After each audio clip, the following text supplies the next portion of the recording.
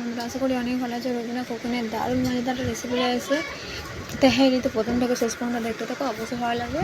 ভালো লাগলে অবশ্যই লাইক কমেন্ট শেয়ার করে দেবেন। যেসব বন্ধুরা এখনও পর্যন্ত আমার চ্যানেলে নতুন, তো অবশ্যই সাবস্ক্রাইব করে পাশে থাকবে। তুমি এখানে আলুটা ভেজে নিচ্ছি, দেখতে পাচ্ছ তোমরা কিন্তু। তো আমি পুরো পোস্টটা দেখেন আলু কাটা পারে, আলু তো কিন্তু সবাই কাটতে পারে, সবাই সব কিছু করতে বাঁচতে পারে। তো আমি তোমাদেরকে দেখাচ্ছি একদম অল্প খরচে বাড়িতে বানিয়ে নেবে খুব সুন্দর টেস্টি তেহারি।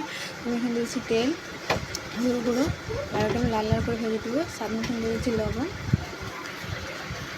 যেসব বন্ধুরা আমার চ্যানেলের নতুন, তো অবশ্যই চ্যানেলটা সাবস্ক্রাইব করে পাশে থাকবেন। পাশে রাখা বেল আইকনটা কিন্তু প্লিজ অন করে দেবেন। ভিডিওটা যদি ভালো লাগে তাহলে তো অবশ্যই প্লিজ লাইক করবেন। তাহলে আমি লাল লাল করে ভেজে নেবো।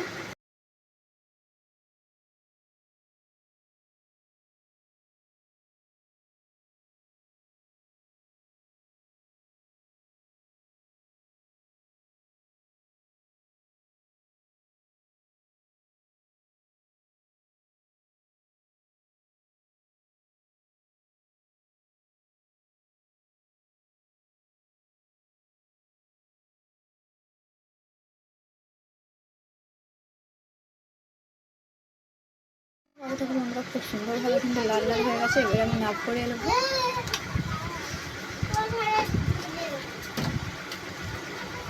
এখানে দেখো সব কিন্তু মশলা লেগেছে, এখানে আমি সমস্ত মশলা আছে ভেজে নেবো।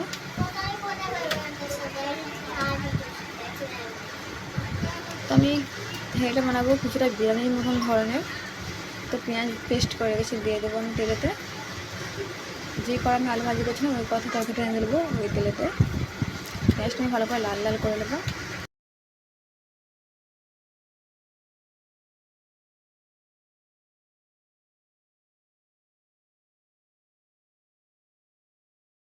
আদা রসুন বাটা দিয়ে আবার আমি ভালো করে ফ্রাই করে নেবো।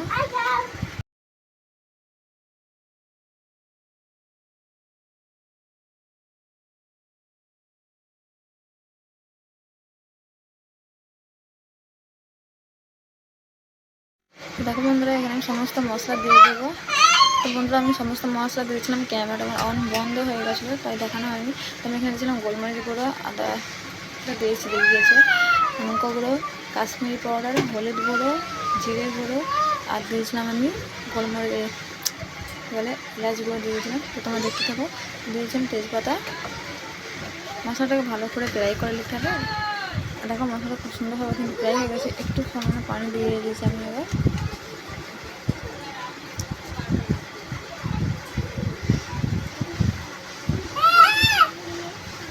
এবার দিয়েছি অল্প মতন পানি দিয়ে ভাপিয়ে নেবো আমি 15 মিনিটের মতন। আবার ভালো করে টেনে ছেড়ে দিচ্ছি।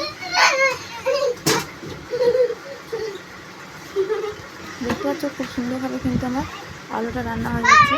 যেহেতু তেহারি বানাচ্ছি,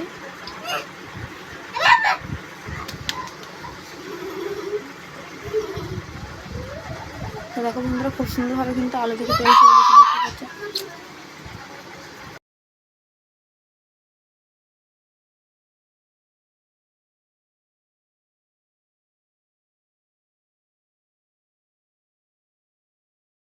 চালটা আমি ভালো করে ধুয়ে দিয়েছি, দেখো ভিজে রেখেছিলাম আমি কিন্তু আধ ঘন্টার মতন।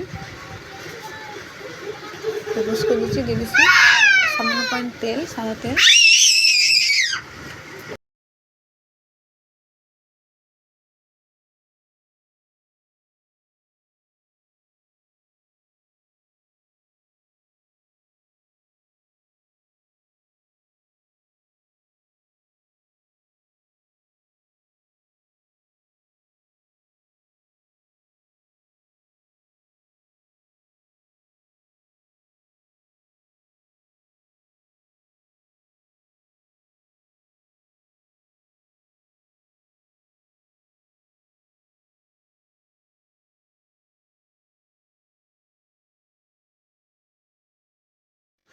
তো দেখো কত সুন্দর লাগছে।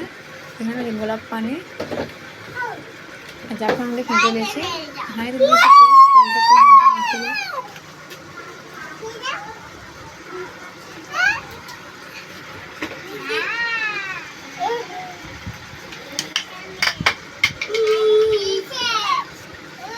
আমি আজকে ঘি ছাড়া করতেছি।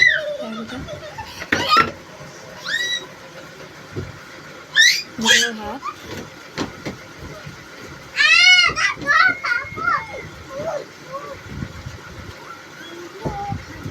এবারে কিন্তু সব দিয়ে দেবো।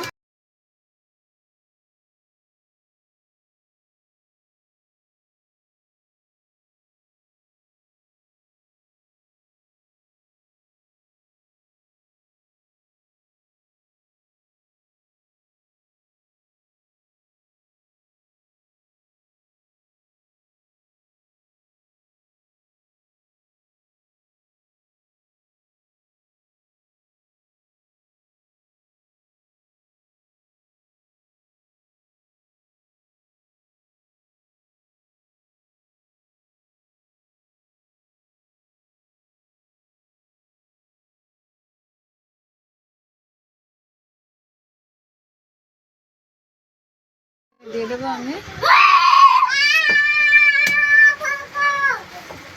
আলু ভেজে রান্না করা।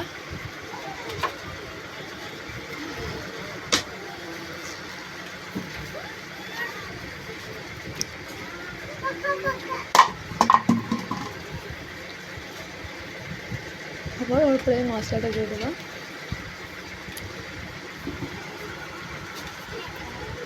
আবার আমি দিয়ে দেবো।